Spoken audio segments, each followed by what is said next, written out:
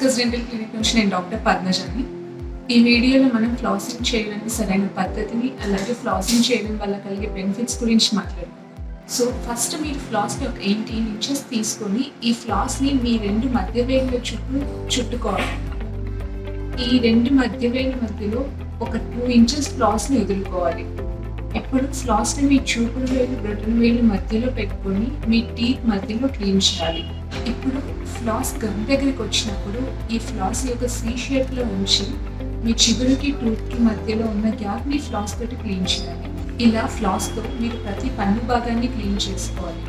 ఈ పద్ధతిని పాటిస్తూ ప్రతి పన్నుని, ఈవెన్ లాస్ట్ పన్నుని కూడా క్లీన్ చేసుకోవాలి.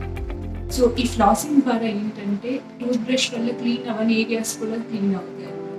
సో కొన్ని ఏరియాస్కి టూత్ బ్రష్ రీచ్ అవ్వలేదు, ఆ ఏరియాస్ ఈ ఫ్లాస్ వెళ్ళి క్లీన్ చేసి మీకు చిగుళ్ళ వ్యాధి రాకుండా, అలానే క్యావిటీస్ రాకుండా కాపాడుతుంది. రోజుకు ఒకసారి ప్రతిరోజు ఫ్లాసింగ్ చేయండి. అలానే రెగ్యులర్ డెంటల్ చెకప్స్ కోసం ఆర్కస్ డెంటల్ క్లినిక్ని విజిట్ చేయండి. Thank you all.